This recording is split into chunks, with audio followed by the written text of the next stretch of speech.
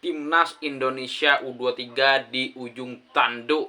Indra Safri ketar-ketir jelang hadapi Myanmar. Ya, sebelumnya Assalamualaikum warahmatullahi wabarakatuh. Salam sehat, salam olahraga. Nasib Timnas U23 berada di ujung tanduk pada SEA Games 2025 ini di luar prediksi BMKG, di luar dugaan. Kita berada di ujung tanduk, misi mustahil untuk lolos ke babak selanjutnya ya. Jadi meskipun peluang itu ada jika Indonesia menang dengan skor yang cukup banyak. Ini tidak terlepas dari pada pertandingan pertama kita tahu Indonesia kalah dari Filipina, kalah memalukan dengan skor 1-0 ya. Padahal kita tahu sebelumnya Indonesia tidak pernah kalah dengan Filipina. Tapi pada pertandingan pertama SEA Games Indonesia dipermalukan ya. Sehingga membuat nasib timnas U23 yang mempunyai misi mempertahankan gelar juara SEA Games yang kita raih 2 tahun yang lalu ini sedikit berada di ujung tanduk gitu ya.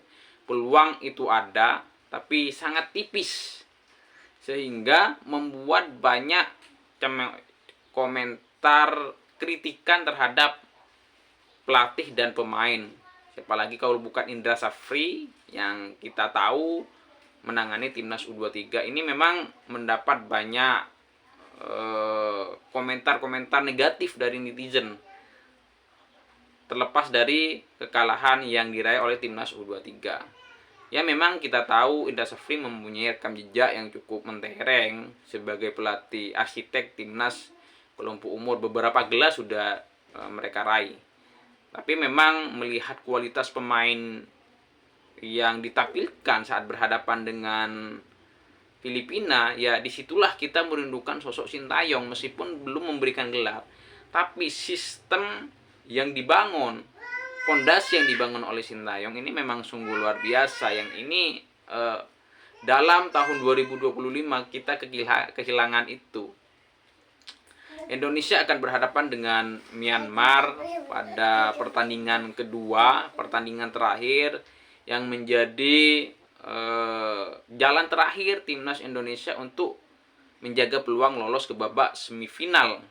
Karena pada SEA Games kali ini ada 3 grup, otomatis yang lolos ke semifinal ini adalah juara grup dari ketiga tersebut dan 1 slot untuk runner up terbaik yang itu akan dikejar oleh timnas U23 asuhan Indra Safri. Lebih mirisnya lagi sebenarnya ada beberapa komentar bahwa Indra Safri ini mengkritik para pemain setelah dia banyak menuai kritik dari netizen, terutama penggemar timnas Indonesia yang banyak ya harusnya Sintayong era kegelapan begitu. Ya itu ungkapan kekecewaan yang patut kita lihat dari reaksi netizen penggemar timnas Indonesia. Karena kecewa kita kalah dari Filipina loh. Yang sebelumnya kita tahu Filipina ini menjadi bulan-bulanan Indonesia. Tapi pada pertandingan pertama kita kalah, hanya menang ball possession, tidak ada kreativitas yang dimiliki oleh timnas U23 ya. Yang memang ya permainan Indra Safri rata-rata begitu. Ya beda dengan 2 tahun yang lalu kita mempunyai pemain yang cukup komplit kala itu meskipun tidak diperkuat oleh pemain diaspora gitu ya. Kita memiliki pondasi yang sudah cukup matang, tapi kali ini kan pondasinya nggak ada kan. Coba kita tebak siapa kira-kira pemain yang sekaliber Marcelino Ferdinand, Beckham Putra, kualitasnya yang mendekati lah gitu ya. Kemudian Ramadan Sananta, kemudian Pratama Arhan, di posisi bek tengah Rizky Ridho gitu ya. Ya kalau kita membandingkan Rizky Ridho dengan pemain timnas yang ada sekarang kan memang ya sangat jomplang gitu ya. Kita tidak mendiskreditkan pemain yang ada gitu. Tapi ini juga menjadi sebuah berita hot terkait komentar dari Indra Safri sendiri yang mengkritik ke pemain. Ya pemain yang dia pilih kok yang dikritiki, kan aneh gitu ya. Ya seharusnya memberikan motivasi bagaimana pemain yang tampil kurang baik ini lebih baik saat berhadapan dengan Myanmar. Ya peluang itu ada tapi tipis. Kita hanya bisa berdoa Indonesia bisa menang dengan skor yang cukup telak. Ya meskipun memang ya prediksi kalau peluangnya itu lebih banyak kegagal gitu. Tapi memang tidak ada yang tidak mungkin, bola itu bulat, yang nggak tahu Indonesia bisa menang dengan skor 5-0 ya. Kita hanya bisa berdoa, dan mungkin untuk Indra Safri ya kasihan juga kalau pemain banyak dikritik ya. Kemudian dikritik pelatih sendiri. Ya kita harap Indra Safri memberikan motivasi kepada pemain untuk tampil lebih baik, memberikan strategi khusus bagaimana Indonesia bisa mengalahkan Myanmar dengan skor cukup telak 4-0, 5-0, sehingga kita bisa menjadi runner-up terbaik. Ya kalau melihat kualitas pemain terutama di finishing memang kita agak ragu gitu ya. Ya tapi ya bagaimana lagi, itulah adanya. Kita hanya bisa berdoa.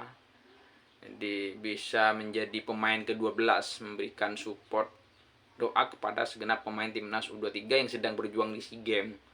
Apapun hasil ya kita tetap mendukung timnas Indonesia, meskipun memang kita belum banyak mengkritik terhadap PSSI. Ya selepas dipecatnya STY memang bisa dikata transisinya ini kurang baik. Semoga ini menjadi evaluasi diperbaiki oleh PSSI. Ya mau alibi apapun memang itu adanya ya, kita gagal ke Piala Dunia, Piala AFF di final kita kalah F23 ya. Asuhan Gerald Vandenbroek ya, timnas U23 juga kalah. Meskipun sampai final kalah dengan Vietnam, memang permainannya ya cukup ya begitulah gitu ya kualitasnya waktu itu.